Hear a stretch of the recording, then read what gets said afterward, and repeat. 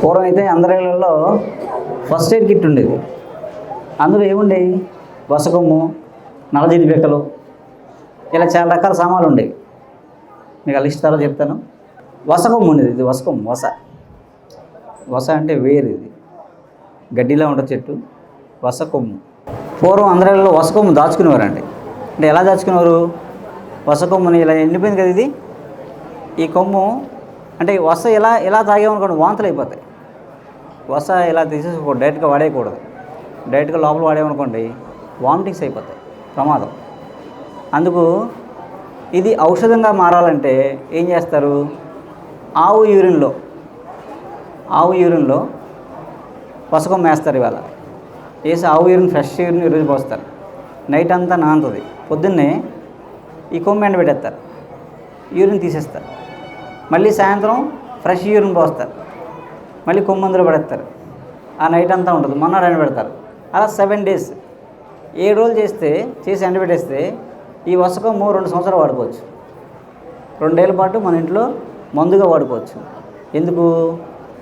మాటలు సరిగా రాని వాళ్ళకి, మందబుద్ధిగా ఉన్న వాళ్ళకి, జ్ఞాపశక్తి లోపం ఉన్న వాళ్ళకి, ఇప్పుడు అందరికీ మెమరీ ప్రాబ్లం, మెమరీ పవర్.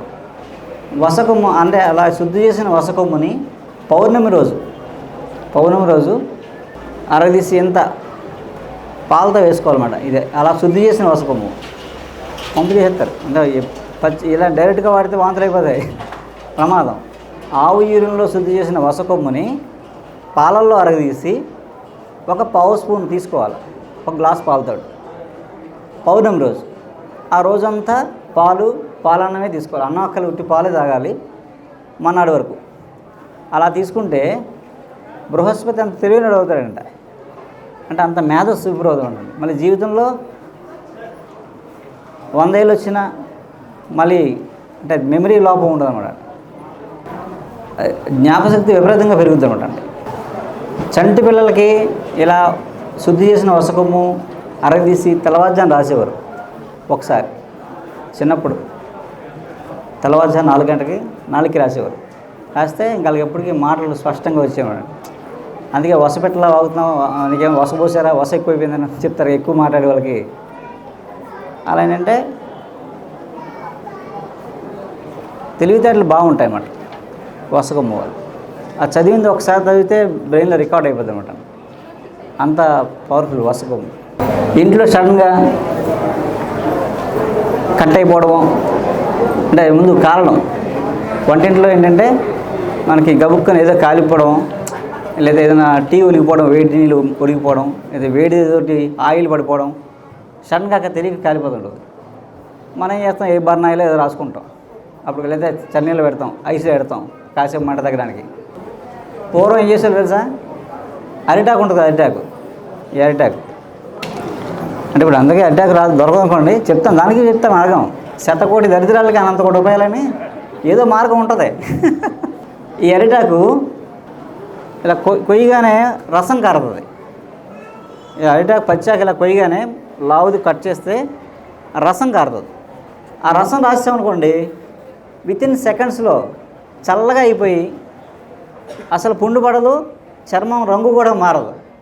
అలా కాలినారికి మరి మనకు అరటి చెట్లు లేవు కదా, ఏం చేస్తాం? ఇప్పుడు లేని చోట ఏం చేయాలి సార్? మీకు బజార్లో అరటి తోటలు అమ్ముతారు. మామూలుగా కూరగాయ షాపుల్లో ఇక్కడ చాలామంది అరటి తోట రసం తాగుతున్నాం, కిడ్నీ స్టోన్స్ కానీ అదని, అవి కూడా అమ్ముతున్నారు కదా. ఆ తెచ్చి రసం తీసుకొని ఒక 100 ml రసం, ఓకే, ఒక 100 ml కొబ్బరి నూనె వేసి మరగబెట్టేయండి. మరగబెడితే రసం అంతా ఎవాపరేట్ అయిపోయి ఆయిల్ మిగులుతుంది. ఆయిల్ ఉంచుకోండి. ఆయిల్ 1 year ఉంటుంది పాడవకుండా. కాలింది వెంటనే రాయండి. చల్లగా ఉంటే అరిటాకుతో రాత్రి ఎలా ఉందో అలాగే ఉంటుంది, తగ్గిపోతుంది. మామూలుగా అరిటాకులో భోంచేస్తే అంటే అరిటాకులో వేడి అన్నం పెట్టి భోంచేసామనుకోండి బాగా చలవ చేస్తుంది. 2 అల్సర్స్ పోతాయి, గ్యాస్ట్రిక్లు పోతాయి అన్నమాట. లోపల పేగు పుండు పడిపోయినా సరే పుండు మానిపోతాయి, అల్సర్స్ పోతాయి, పుండు మానిపోతాయి.